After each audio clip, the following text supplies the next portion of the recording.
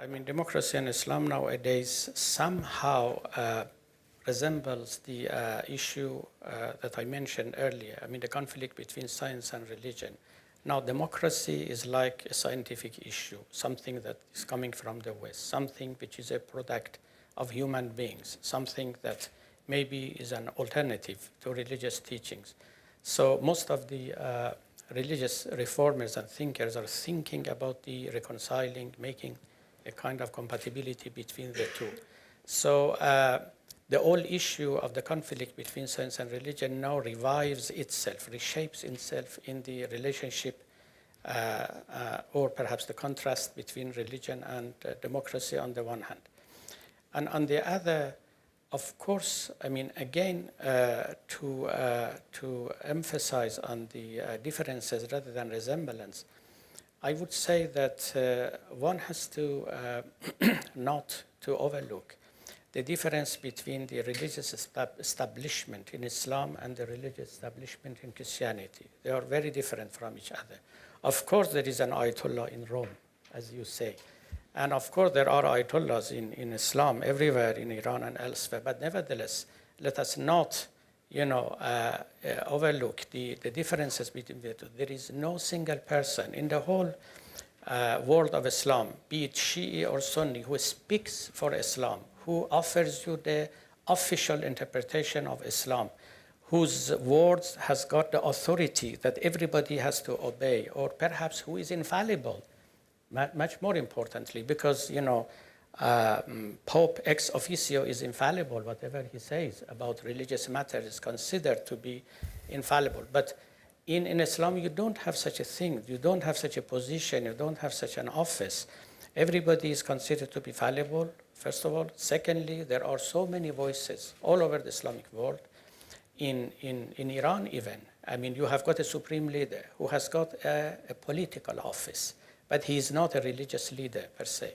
Therefore, there are so many religious leaders, grand ayatollahs, who even are considered to be much greater than the political leader. Therefore, you hear different voices, not only in Iran, but also in all over the Islamic world. And thirdly, perhaps, it's even important to take into account the Islamic rules and regulations, Islamic law, let us say, fiqh, or jurisprudence. It has got a very good affinity, a very good inclination towards secularization. Again, let us take into account that secularism or secularization has got different levels, different meanings. One of the meanings or levels of secularization is just, removing the authority of the clerics, of the clergy.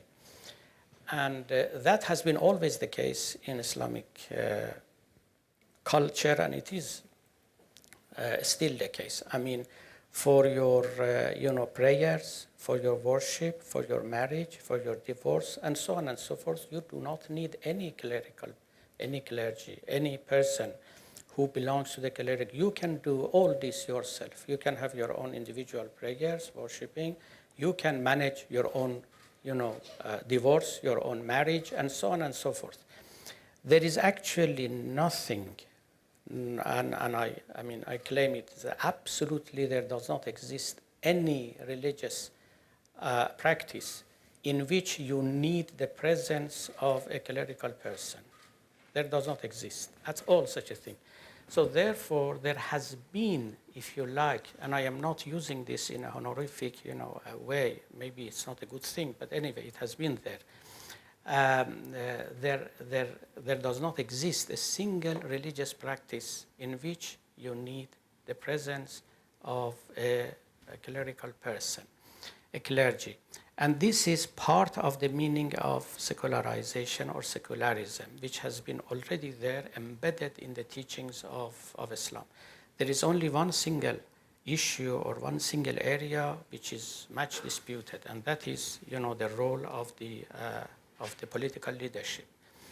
Is political leadership secular, like any other practice in Islam, or perhaps that is something which is to be done or to be, practiced by a clerical person? This is now the dominant view in Iran, and Because of that, we have got a so-called religious state.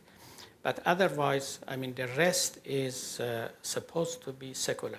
Therefore, again, I mean, there are differences which are important, which has to be taken into account. In Christianity, secularization actually did have a deep meaning because everything was supposed to be non-secular.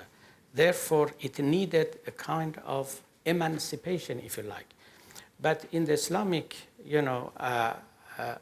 teachings in Islam, most of what you do is already secular. You do not need to secularize it anew again. It's only politics which may need secularization. Otherwise, all other practices are already secular.